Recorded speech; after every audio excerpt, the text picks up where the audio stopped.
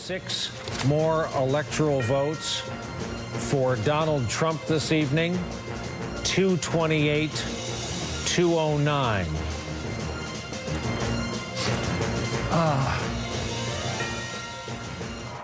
I know you've been here a long time, and it's been a long night, and it's been a long campaign. But I could say we can wait a little longer, can't we? They're still counting votes, and every vote should count. Anna, you wanted to be precise, so go ahead. That's right. CNN can report that Hillary Clinton has called Donald Trump to concede the race. She has called Donald Trump to say that she will not be president, and I'm not sure the exact words, but probably to congratulate President-elect Donald Trump. So that has happened in the last few moments. President-elect Donald Trump, if Hillary Clinton has conceded, that is dramatic. That is a dramatic development. I moved to Berlin, Germany in the spring of 2007. If you were American back then, everyone would ask you if you left because of Bush. It feels like déjà vu now with Trump, but worse. More dangerous, less controlled, more dictatorial. But what do people still living in the U.S., visiting, studying, or building lives, as nationals or immigrants, think about what's going on? In the weeks prior to Trump's inauguration, I had the opportunity to ask them. Honest, everyone told me that Hillary Clinton will win, but I was sure it would be Trump, so I was not surprised even though everyone else was. And I also think that everybody's exaggerating a little bit, because of course in a campaign you tell people what they want to hear. Yeah. You know? So it's not all true, and it's not showing the true personality of them. So obviously he was talking a lot just to get some votes. Well, politics in America is the key for everyone to structure their own government. So what do you think about politics in the United States at the moment? Well, I'm hopeful. Okay. I'm on a wait and see. Okay. Is there anything specific that makes you hopeful at the moment? But it's a different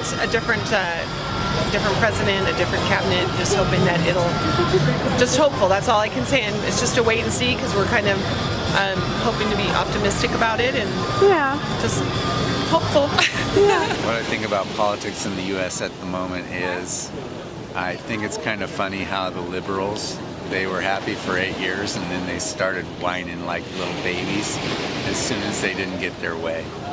So I'm kind of tired of Michelle Obama saying things like, this is what it's like to have no hope, because frankly I find that offensive. And I had very little hope when they started. I don't think they accomplished so much that they would be touting all their accomplishments. And I have a lot more hope now, because Hillary Clinton is not president, for some possible change in this country. I feel had she been elected, it would have been more of the same thing, but worse eventually, ultimately. I certainly could not guarantee that Donald Trump's not going to do a lot of stupid crap, because I bet you he will. But I have a feeling it'll be kind of like when Ronald Reagan took power. People will stop effing with the United States of America to some extent. Okay. Yeah. Not at all. I think our Republican friends are a lot quieter. Yeah, we have a lot of Republican friends, to be honest. We voted for Hillary, I'll tell you right now, I have no problem in saying that. And all our Republican friends were very belligerent at first, very belligerent, and now they've been very quiet. They never mentioned that they voted for Trump. It's all sort of no, not one of them. And they were really belligerent before. It was very like, oh, what the hell is this? Like, why is Trump a candidate kind of thing? We thought it was a joke. Like, it was very much of a like, oh, this is a joke atmosphere. And got to Louisiana and you see people, Trump flags, Trump stickers on the computers, Trump t-shirts. And government means governmental. Okay, what is concerning? Trump. In general? In general, his crazy statements, which there's no backing, no factual content. He just worries me a little bit for a country which he said is going to be great to us. It is great already, always has been for many, many years. So I just feel as though I don't know what he's going to do. I'm hoping for the best, that's all I'm saying. Is there anything that concerns you about the future at the moment? Just the state of society and how it's just slowly just getting worse and worse, and so that's very concerning to me. In what way do you mean? Just morality and just what people think is acceptable. That's frightening to me, and just the fear level is up. Yeah. That is always concerning when you have children. Yeah, understand. It makes me nervous because we're all part of a minority group, and that kind of felt like leading into 2016 we were becoming more progressive as a country, and a lot of the fighting for our groups was done, but now it feels like we might have to step up ourselves. Our generation might have to step up and be more vocal and do more work like the previous generations had done for us. I think that's another key word, just uncertainty. Just we don't know what's going to happen. I mean, it's exactly what you said. We fought so much, and then to kind of be, I just hope we don't get pushed back. And I really feel that's something that I hope that we can change, because I would hate to think this is the kind of country where we would go back to having people hate one another for the color of their skin or their sexual preference or anything like that.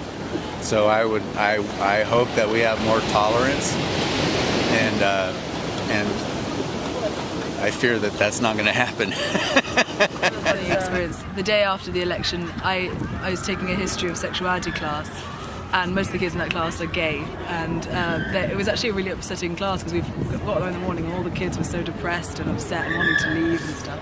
There have been new protests against President Trump's rollback of transgender protections in public schools. Demonstrators outside New York's landmark Stonewall Inn chanted and held signs in support of transgender youth. The inn is considered the birthplace of the gay civil rights movement. The rollback reverses the federal legislation signed by President Obama and gives power to decide on the controversial issue back to states and school districts.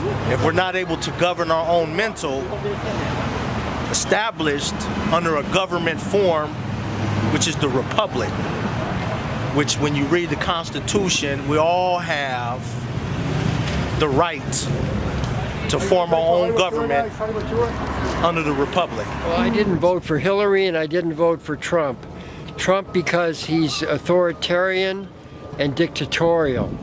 Hillary because she's a warmonger and a war criminal. Hillary because she was for the war in Iraq, she was for the surge in Afghanistan, she was for the bombing in Tripoli and Libya, and she had around her, surrounded her, the war generals, including David Petraeus. I didn't trust her at all about the war. I think I'll be happy when there's a transfer of power. Okay, why is that? Well, because nothing has happened for the last year or so, waiting for the results of the election. Okay. Is there anything that you're concerned about happening in the future right now? So when we deal with politics, we're dealing with people who have power. And they use the politics or politricks to trick the people by robbing the people, not so much of the finances or the resources, but of their minds.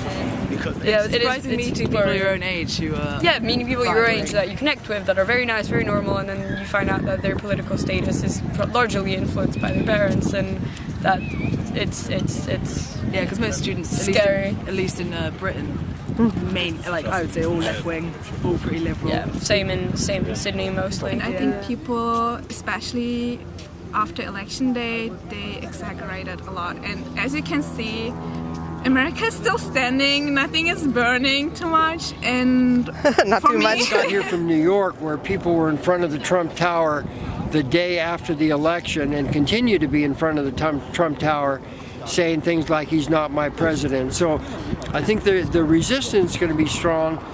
You know, I mean, today we find out that a marching band is refusing to go to the inaugural, but I don't think that resistance is going to be strong enough to overcome the power of the presidency and both houses of Congress. In one of the largest days of protest in U.S. history, millions took to the streets Saturday, one day after the inauguration of Donald Trump. The largest protest was the Women's March in Washington, where it's believed more than 500,000 people packed the streets. According to crowd scientists at Manchester Metropolitan University in Britain, the crowd was roughly 3 times the size of the audience at Donald Trump's inauguration a day earlier. Women-led marches took place in over 600 locations spread across 7 continents, including Antarctica. According to one count, as many as 4.6 million people took part in the global day of action. I don't think there's any difference between these two. I fear for the future of my country. I weep for the future of my country. And I don't think that things are going to get any better. They're going to probably get a lot worse. I'm concerned about a lot of changes that happened in the last few years, things that have gone against the Constitution. You want to tell me about that? That can get kind of controversial because I'm not a big Obama fan, but there's a lot of things that he's done that I don't agree with. You can totally tell me what that is. Well, I don't know, making deals with terrorists and doing things when in the middle of the night when nobody has a vote, executive orders, things that are really kind of all of a sudden coming up. The president has power to do when there's a checks and balances in place that shouldn't allow that. So signed 3 memorandums. Obama actually did sign more executive orders in the same amount of time compared to Trump. There's a big difference, though. Those executive orders and memos signed by Trump have had an exponentially more severe and damaging effect.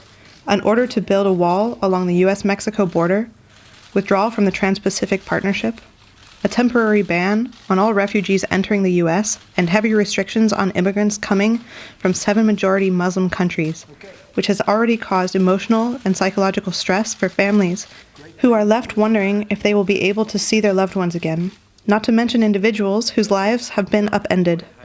For some, this also means that their lives or health are in danger. He has also semi-legally restructured the National Security Council and given the go-ahead for 2 controversial oil access pipelines, endangering the safe drinking water and natural habitats in those areas, while also disrespecting the tribal land of Native Americans, to whom this land actually belongs, and to whom these areas are sacred. Finally, he has also laid the groundwork for repealing the Affordable Care Act, a set of regulations that, though imperfect, meant that more Americans than ever before could obtain health insurance. If nobody remembers what it was like to not have health insurance, I can tell you, it was a big problem. Have you experienced anything negative since the election yourselves? I haven't, but I know some people, like my sister's boyfriend's actually, he wasn't born here, and he's here because of DACA, so he goes to school, so he felt very uncertain and kind of scared, and I didn't even notice that until after everything that happened. And I actually watched the elections with him, and just to kind of see his face literally look like scared as the states were turning red. And I've never witnessed that. I've never sat with somebody and to have them just look at them like just total fear. Yeah, literally. And that's my sister's boyfriend. The mother of 2 U.S.-born children, who's at the center of an immigration fight in Arizona, has been deported to Mexico. Guadalupe Garcia de Reyes was arrested and detained Wednesday during a routine check-in with immigration officials. She'd been living in the United States for the past 21 years, but had been arrested in 2008 during a raid on a water park in Maricopa County and convicted of a felony for using forged documents in order to get a job. Advocates say her arrest signals a clear shift by the Trump administration to deport people who are considered a low priority for removal under President Obama. An executive order issued during the first week of his presidency vastly expanded those facing removal to include anyone found guilty of any offense, as well as accused of crimes but not convicted. For me, as a foreigner, I'm not affected, and I don't feel threatened by him, not at all. This is the protection of the nation from foreign terrorist entry into the United States. We all know what that means. Protection of the nation from foreign terrorist entry into the United States. That's big stuff. I know he's aware that he needs people, immigrants as well, especially for the economy. So I think that it will cool down soon, and actually it cooled down. This isn't specifically singling out people with extremist ties and banning those individuals from coming into the country. This is a blanket ban, at least temporary, of all individuals from specific countries. And we should point out, Islamic terrorism is, of course, an extreme problem in many of these countries, but Muslims happen to be the biggest victims of that Islamic terrorism in these countries as well. So I'm not scared, not at all. Okay. Not by him. I think there are scarier, more threatening people than him. I see. What I hope is that we can get some kind of control over this terrorism problem, but I just don't know what the answer is. I don't know. And I think strong leadership is better in that regard than weak leadership. And acting as though we should appease these type of people. Frankly, I think we should do some butt kicking, and I think we probably will. And not to say we haven't, but I just think it's been too much laying back and hoping we don't offend these people. And I don't think enough has been accomplished in letting them know that they don't have the upper hand. So anyway, I don't think we should go run amok on the world. I think we need to be very considered in what happens. But what I hope is that we can get some kind of control over this problem with terrorism. Back in Berlin, the shockwaves of the US election were being felt almost as deeply. I had the chance to sit down and discuss with Sarah Goodrum, a historian and activist who had also emigrated from the US.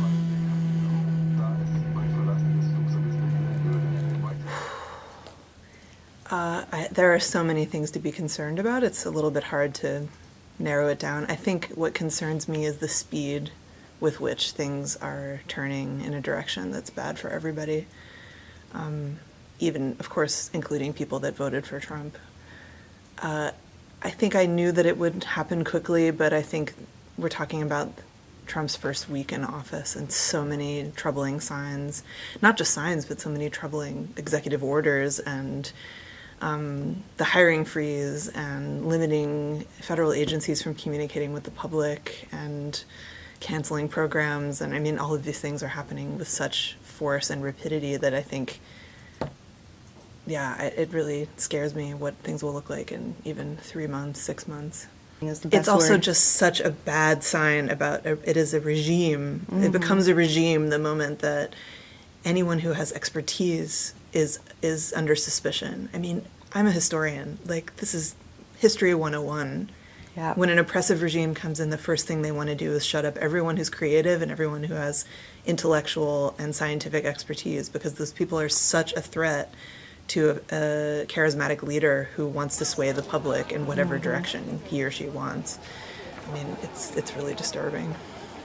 What actually prompted you to make this Facebook group to bring people together, or that did bring people together? I think just sheer nervous, fearful energy and just a need to do something with it, with the tools that are available to me.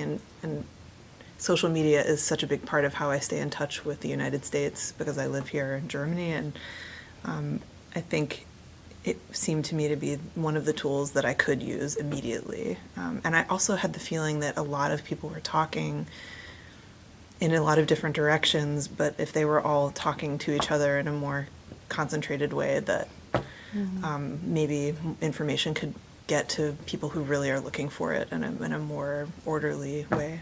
But of course, there are so many of these Facebook groups now, it's a little overwhelming in and of itself. But that was my initial idea.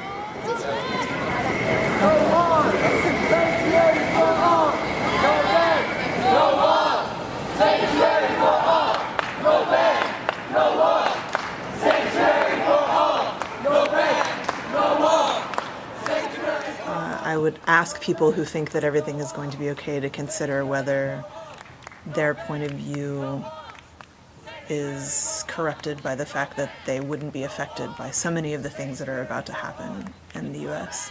And potentially internationally, as all of these right-wing movements are blossoming all over the world. I would ask them to consider whether they would feel the same way if they, for instance, had a cancer diagnosis or a child with a chronic illness whose insurance is under threat, whether they had family members that were still trapped in a war-torn country and trying to come to the U.S. for asylum, whether they were part of racial and ethnic groups that are under direct threat, whether they were Muslim and just a regular person who is now going to be targeted by our government, whether they were working on world-changing scientific projects that are now going to be halted. There's so many things that I think you can't feel okay about unless you're not paying attention or unless you're hiding within a point of view that's just privileged by not being affected by these things. But I honestly think everyone will be affected by these changes, and thinking that everything is going to be okay is just wrong. Yeah. I think there's kind of a general right-wing trend across the world, not just here. It's a bit worrying though, because America's such an influential country. What do you have hope for in the future right now? That's a pretty good question. But we don't need to worry a lot about the president and the situation right now. Anything might change 4 years later. This is true. This is true. Yeah. I don't know. Just Within 4 4 years. years. Who Maybe knows what 1 he can year do. we're gonna live here. Yep. So we're looking for the news. Yeah. And who knows, maybe he will make America great again. Yes. You never know. Yeah. So That's cool. All right. And maybe not. Maybe America worse again. I don't know. Yep, also possible. So what do you think we can do? I think, of course, it's something that most of us are afraid of, that this huge swell of energy will end up not producing much action. It's also really confusing to know what to do. And I think one of the primary things that we can do is communicate with our legislators. I mean, those people work for us. It's our country. Even those of us that are living abroad, it's still our country. And so these are the people that are supposed to listen to our concerns. So that's probably the primary thing that I can think of. Also, there are some initiatives where people can find out about a swing district, and then they can work to try to influence, in a positive way, influence voter registration and motivate people to get active on the left in those districts to try to flip the House. I mean, to really try to flip Congress. And I think that's one concrete thing. I think showing up in large numbers still is very powerful, and I know of at least there's a science march coming up in Washington, and there's also one planned around Pride Week. And I think those kinds of large-scale actions are really powerful too. But I think, you know, we're all asking this question, like, what can I do? What can I do right now? And it seems like we just have to find whatever tasks we think will make a positive change and then focus on getting those done and then move on to the next thing. I think the worst thing is to become overwhelmed and upset, but sort of shut down when it comes to thinking of positive, sort of concrete actions that we can take. As Sarah said, there's much left to be done. Marches and making others aware are great, but we must do more. This means living in resistance and being aware of ourselves every day. It also means reaching out to conservatives and talking about how this regime is not a normal conservative or Republican regime, how they too are in danger. Conservatives are not the enemies of liberals. In fact, an ideal body of government would have equal representation where compromises and cooperation could occur across party lines and spanning ideologies in order to serve the greater good and to do what's best for the people. Now is the time to give what we can. If you have money, donate to organizations that make a difference. If you don't, get on the phone to your state legislator and representatives. If you have the resources, you can also run for city council, be part of local government, be part of your school board, make changes in your own community. Be creative, don't lose hope or momentum. If you don't live in the US, fight parties and candidates and groups that have been emboldened by the inherent racism, sexism, homophobia, and bigotry of the Trump White House. This is something that impacts all of us, and we are not alone in our fight.